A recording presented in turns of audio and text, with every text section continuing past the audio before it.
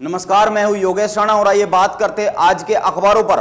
आज के अखबारों में तीन बड़ी खबरें हैं। एक, स्वास्थ्य सचिव पंकज पांडे की पत्नी से विवाद के बाद देहरादून के दून मेडिकल कॉलेज में एक सीनियर डॉक्टर का तबादला कर दिया गया अल्मोड़ा में।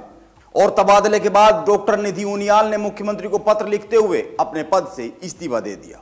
हालांकि पंकज पांडे का कहना है कि यह सब आरोप है, बयानबाजी है। दूसरी बड़ी खबर यह है कि कैबिनेट मंत्री सतपाल महाराज की मांग रंग लाने लगी है। मुख्यमंत्री पुष्कर सिंह धामी ने अफसरों की सीआर लिखने का हक मंत्रियों को देने के मामले में एक कमेटी का गठन करने का निर्णय लिया है। यह कमेटी अध्ययन करेगी इस बात का कि क्या यह अधिकार मंत्रियों को दिया जाना चाहिए। वैसे कमेटी गठित करने की बात तक अगर बात पहुंचती है तो यह माना जाना चाहिए कि अफसरों की सीआर लिखने का काम मंत्रियों को मिल सकता है।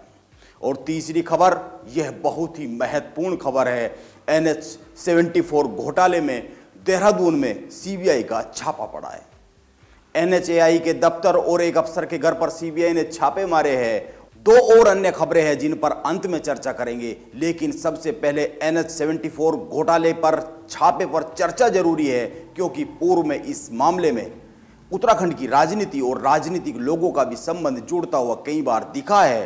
पूर्व में हरीश रावत और अन्य नेताओं के बयान के आलोक में इसको बहुत अच्छे तरीके से समझा जा सकता है।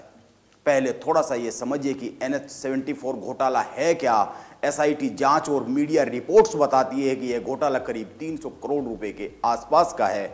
यह 2017 में हुआ है। दरअसल हरिद्वार से सितारगंज तक 252 किलोमीटर के NH-74 हाईवे के चौड़ीकरण की प्रक्रिया शुरू हुई।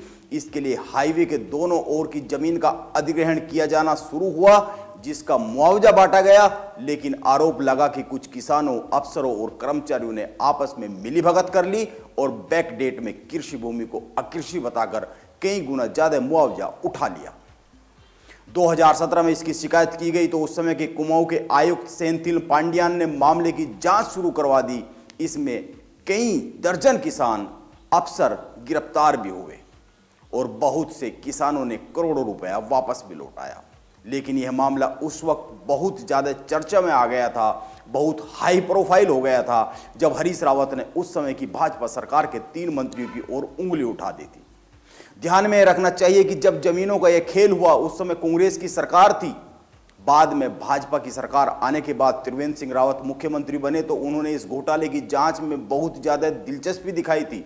हरीश रावत के 3 मंत्रियों की ओर इशारा करता हुआ बयान आने के बाद मामला हाई प्रोफाइल हुआ तो यह चर्चा शुरू हो गई कि वो 3 मंत्री कौन है। आखिर किन 3 मंत्रियों की ओर हरीश रावत इशारा कर रहे हैं। ध्यान में रखना चाहिए कि त्रिवेंद्र सिंह रावत की सरकार में बहुत से लोग वो मंत्री थे जो कांग्रेस को तोड़कर भाजपा में आए थे या फिर चुनाव से एकदम पहले भाजपा में शामिल हुए थे। आपको ध्यान होगा उस समय भाजपा की सरकार में परिवहन मंत्री रहे यशपाल आर्य ने हल्द्वानी में एक बयान दिया था। दरअसल उन्होंने हरीश रावत के बयान पर पलटवार किया था।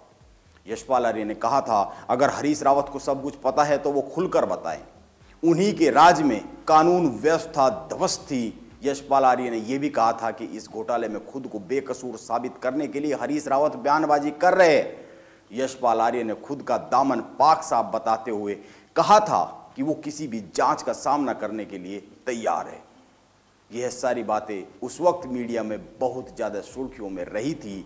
हालांकि हरीश रावत ने केवल 3 मंत्रियों की बात कही थी, किसी का नाम नहीं लिया था।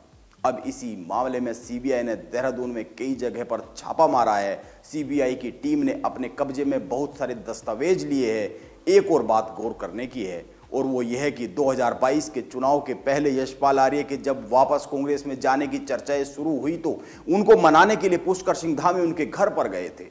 इसके बाद भी वो नहीं माने और चुनाव के एकदम पहले यशपाल आर्य ने उत्तराखंड में पहला दल बदल किया। वो दिल्ली में जाकर हरीश रावत, प्रीतम सिंह और राहुल गांधी आदि की उपस्थिति में कांग्रेस में शामिल हो गए। उस वक्त मीडिया में यह सुर्खियां खूब बनी थी कि पुष्कर सिंह धामी यशपाल आर्य को मनाने में नाकाम रहे। आइए आगे बढ़ते हैं। अब जैसा कि मैंने कहा, आज की दूसरी बड़ी खबर यह है कि स्वास्थ्य सचिव की पत्नी से विवाद के बाद देहरादून में डॉक्टर का तबादला कर दिया गया, जिसके बाद डॉक्टर ने इस्तीफा दे दिया। इस खबर को लेकर हिंदुस्तान अखबार ने शीर्षक लगाया है, सचिव की पत्नी से विवाद के बाद डॉक्टर का इस्तीफा।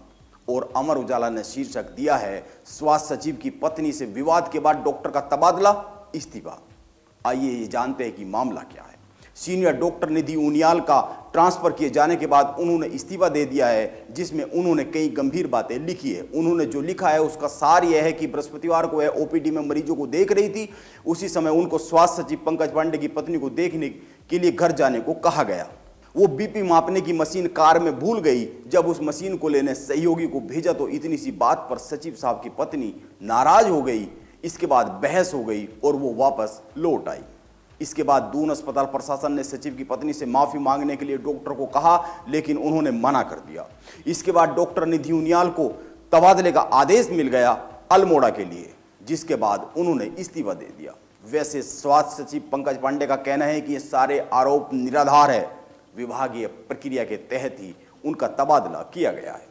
अब सच्चाई क्या है इसकी तो जांच होनी चाहिए। अब जांच होगी या नहीं होगी इस पर तो कुछ कहा नहीं जा सकता है, लेकिन ध्यान में रखना चाहिए कि सतपाल महाराज और कई अन्य मंत्री चाह रहे हैं कि अफसरों की सीआर लिखने की जिम्मेदारी मंत्रियों को मिले ताकि जवाबदेही तय हो सके। अब अंत में दो और खबरें हैं, इनको भी जान लेते हैं। एक, लैंसडाउन विधायक दिलीप रावत ने हरक सिंह रावत के खिलाफ सीबीआई जांच की मांग की है। उन्होंने मुख्यमंत्री पुष्कर सिंह धामी को इस बारे में एक पत्र लिखा है, जिसमें श्रम विभाग में हुए घोटाले को लेकर सीबीआई जांच की मांग की गई है। लैंसडाउन विधायक दिलीप रावत और हरक सिंह रावत के बीच कैसे रिश्ते हैं, इस पर कुछ भी कहने की जरूरत मैं समझता नहीं हूं, क्योंकि यह सबको पता ही है। और दूसरी खबर, उत्तर प्रदेश और उत्तराखंड के बीच परिसंपत्तियों को लेकर जो विवाद है वो हल होने की ओर बढ़ चला है। उत्तर प्रदेश ने समझौते के तहत उत्तराखंड परिवहन निगम को 102 करोड़ रुपए जारी कर दिए हैं।